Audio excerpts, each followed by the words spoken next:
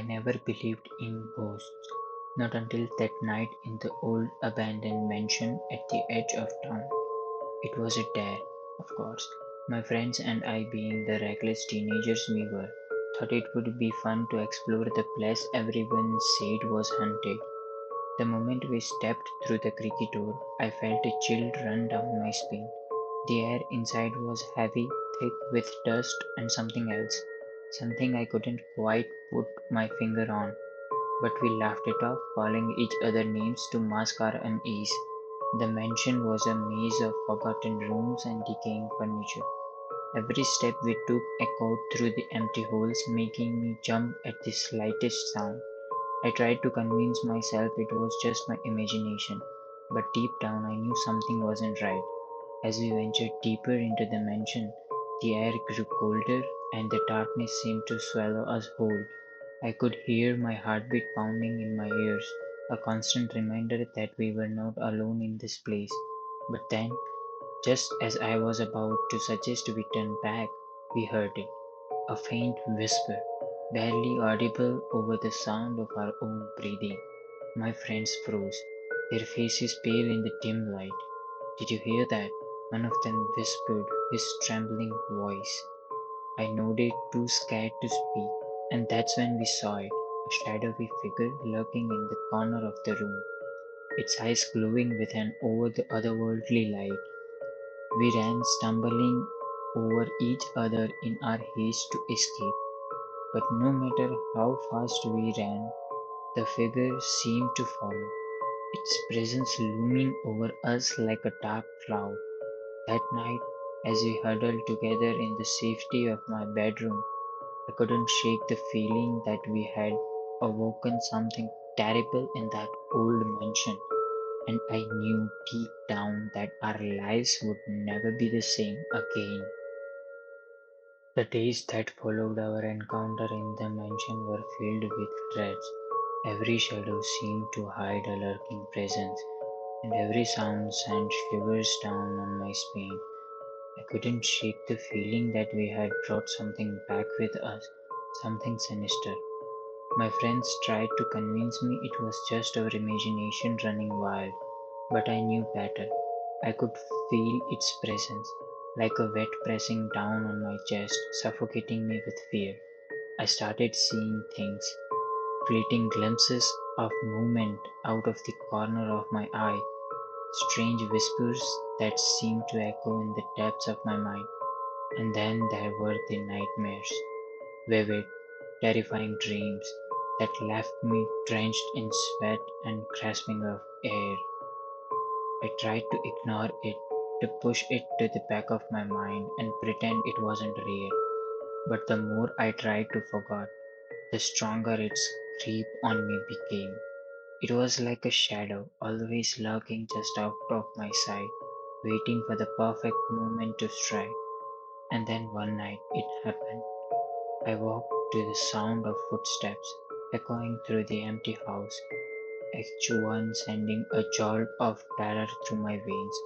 I lay there, paralyzed with fear, as the footsteps drew closer and closer. And then, just as suddenly as they had begun, they stopped. I held my breath, waiting for something, anything to happen, but all was silent, save for the pounding of my own heart.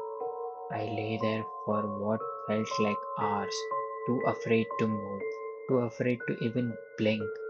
And then, just as I was about to convince myself it was all just a figment of my imagination, I heard it, a soft, whispered voice, barely audible over the sound of my own ragged breathing.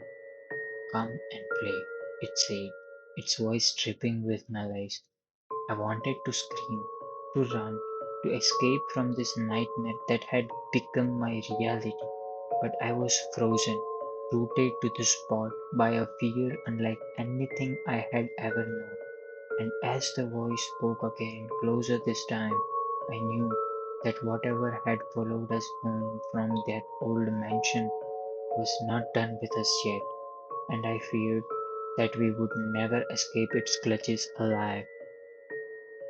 The whispered voice seemed to come from all around me, echoing off the walls of my room with a chilling intensity. I clutched the covers tightly, my heart racing so fast I thought it might burst from my chest.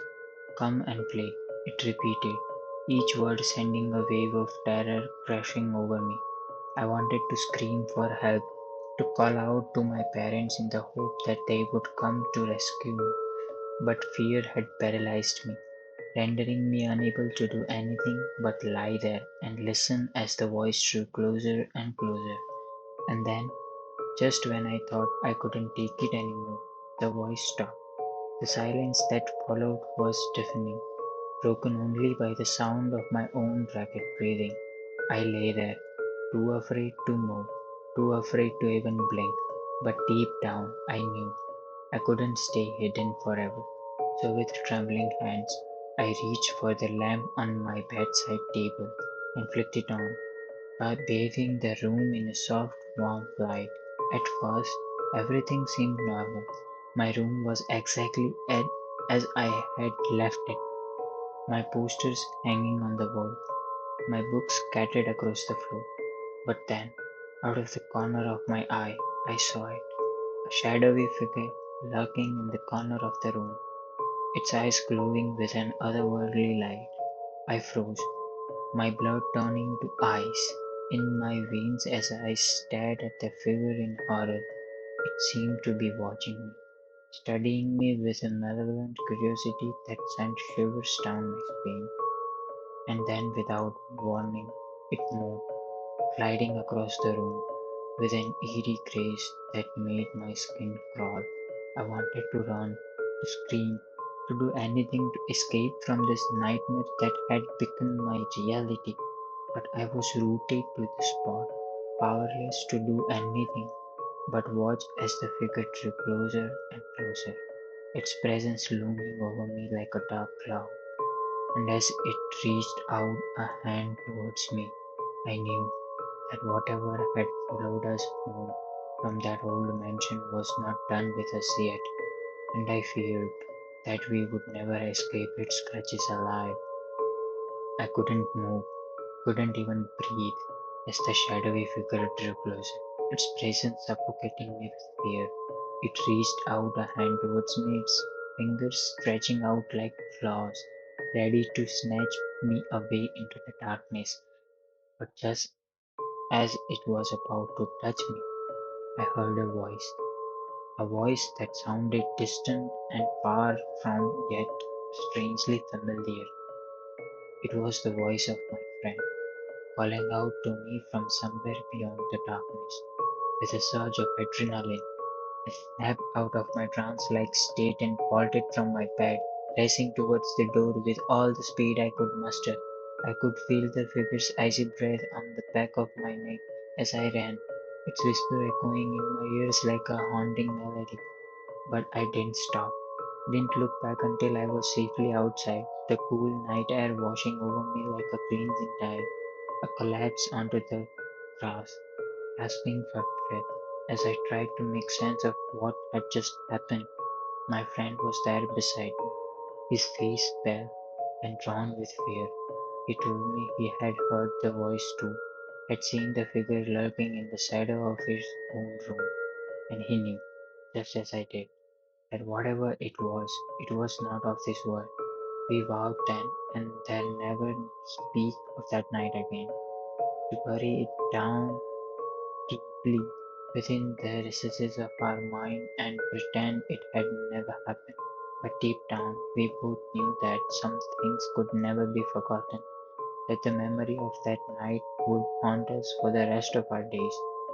And as I lay there beneath the stars, listening to the gentle rustle of the wind through the trees, I couldn't shake the feeling that we had narrowly escaped something terrible, something that lurked in the darkness, waiting for its next unsuspecting victim.